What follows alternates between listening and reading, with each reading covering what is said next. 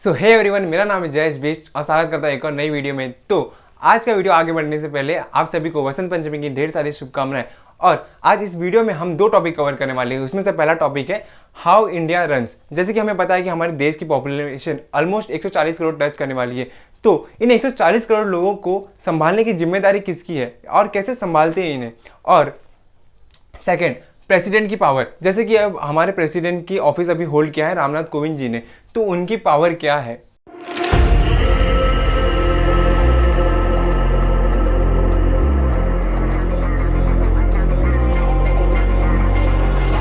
तो आज का हमारा पहला टॉपिक कि हाउ इंडिया रन्स।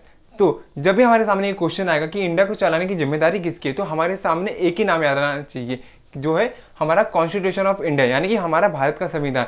अब हमारे भारत के संविधान के अकॉर्डिंगली इस देश को चलाने की सारी जिम्मेदारी 3 लोगों पर बांट दी गई है। उसमें पहला नाम आता है लेजिस्लेचर बॉडी की।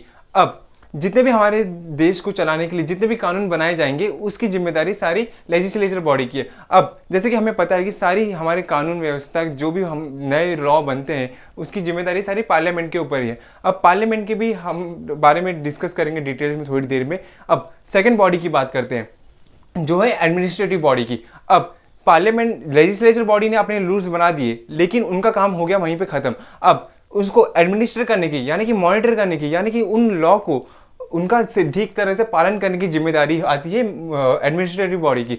अब एडमिनिस्ट्रेटिव बॉडी कौन होती है?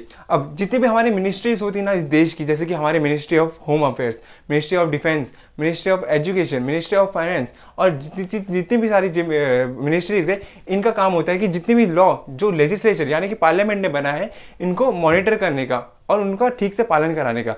अब पहली होगी legislature body, second administrative body. इनका काम हो गया यहीं पे खत्म।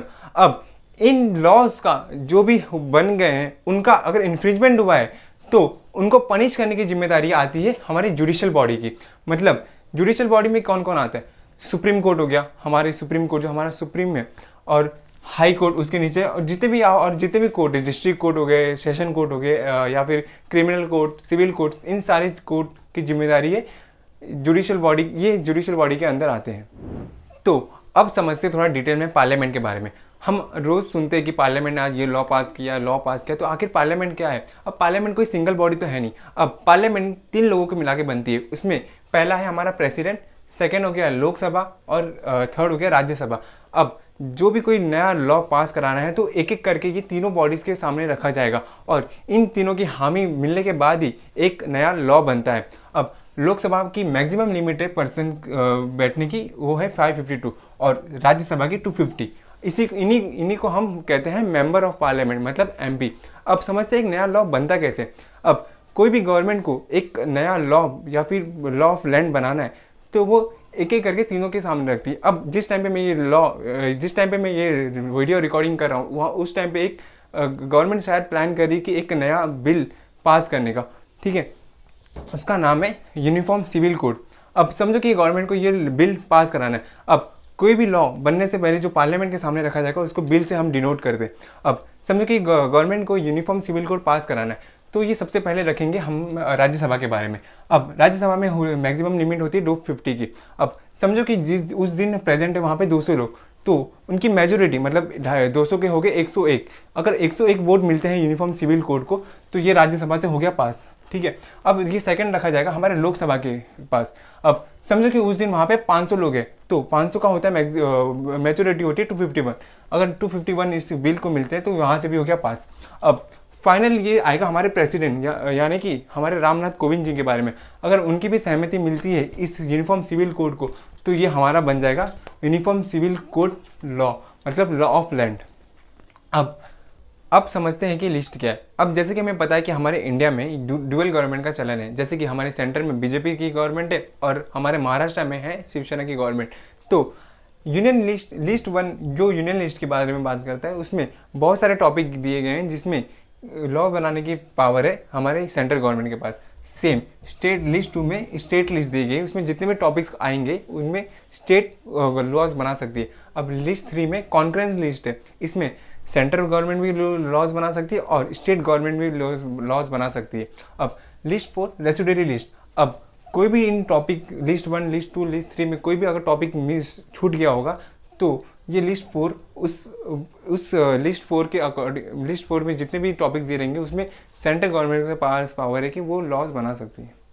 अब समझते हैं कि जैसे कि स्टेट गवर्नमेंट को अपने स्टेट को मेंटेन करने के लिए या फिर लॉ एंड ऑर्डर मेंटेन करने के लिए कुछ लॉज बनाने, जैसे कि हम बिहार में लीकर बैन है, लेकिन बहुत सारे स्टेट में वहाँ पे होम डिलीवरीज भी मिलती है।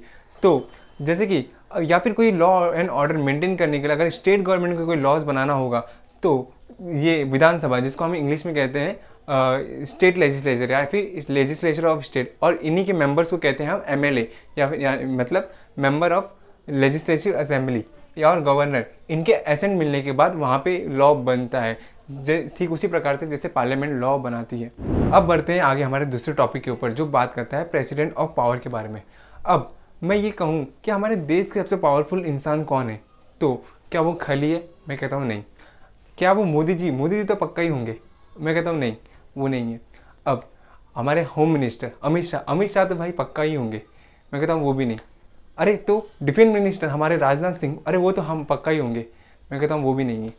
अरे हमारे एक्सटर्नल अफेयर्स के मिनिस्टर जयशंकर प्रसाद जी, जो हमारी बात यूएन तक रखते, मैं कहता हूँ वो भी नहीं है। तो हमारे सबसे पावरफुल इंसान इस देश के हैं प्रेसिडेंट जो फिलहाल ऑफिस होल्ड कर रहे हैं हमारे रामनाथ कोविंद जी। अब वो कैसे, हम एक एक करके समझते हैं। अब देखते हैं हमारे प्रेसिडेंट की पावर, जिनको हम फर्स्ट सिटीजन ऑफ इंडिया भी कहते हैं। कि अब मैं ये कहूँ कि हमने जितने भी अभी तक पावर देखी जो कॉन्स्टिट्यूशन देता है, जैसे कि लेजिस्लेचर पावर हो गया, एडमिनिस्ट्रेशन पावर हो गया या फिर जुडिशियल पावर हो गया, वो सारी हमारे प्रेसिडेंट के पास अवेलेबल। इसमें से फर्स्ट आता है एडमिनिस्ट्रेशन पावर, कि कोई भी लॉ को मॉनिटर कर सकते हैं और एडमिनिस्ट्रेट उसका कर सकते हैं। सेकंड लेजिस्लेचर पावर, ये बहुत ही इंपॉर्टेंट पावर दी गई है हमारे प्रेसिडेंट को। जैसे कि हमें पता है कि हमारी पार्लियामेंट हर वक्त वो सदन में नहीं बैठती है, वो विंटर सेशन हो गया, मानसून सेशन हो गया या बजट सेशन में ही बैठती है। जो अभी चल रहा है बजट सेशन हमारा फरवरी और मार्च तक चलता है ये। तो अगर इनके बीच जब वो पार्लियामेंट सदन में अवेलेबल नहीं है और कुछ लॉ बनाने की आवश्यकता आन पड़ी, तो आर्टिकल 123 के अकॉर्डिंगली ऑर्डिनेंस मेकिंग पावर है हमारे प्रेसिडेंट के पास। अब थर्ड पावर होती है मिलिट्री पावर, जैसे कि कोई भी वॉर कंडक्ट कराना होगा, ठीक है, या फिर हमने देखा था कि सर्जिकल स्ट्राइक हुई थी, तो उसमें प्रेसिडेंट की एसेंट लेनी पड़ती है। अब fourth and most important power जो हमारे प्रेसिडेंट के पास अवेलेबल है वो है जुडिशियल पावर। मतलब जुडिशियल पावर के अकॉर्डिंगली किसी को पार्डन यानी कि क्षमा करने की, या फिर उनकी सजाएं कम करने की, या फिर उनको डिले करने की। अब जैसे कि कोई निर्भया का, जो हमारा यहाँ पे निर्भया का केस हुआ था, या फिर शबनम का केस हुआ था, या फिर हमारे टेररिस्ट जो कसाब जैसे टेररिस्ट ने हमारे देश पे आगे हमला किया था, तो इनकी भी मर्सी प्ली यानी कि दया याचिका हिंदी में कहते हैं, हमारे प्रेसिडेंट के पास गई थी। अब अगर वो प्रेसिडेंट ने उनको अगर माफ़ कर दिया रहता तो वो जो निर्दोष होते। तो इतनी बड़ी पावर हमारे प्रेसिडेंट के पास अवेलेबल है। तो इसी के साथ आज का वीडियो यहीं पे खत्म करते हैं। मिलते हैं अगले वीडियो में। Till then have a good day night as the case में। Who alive can't put me in a box. I redefine any definition you got. I am the tiger, I'm making steps to the top. The flames I whip it up, you just gotta hand me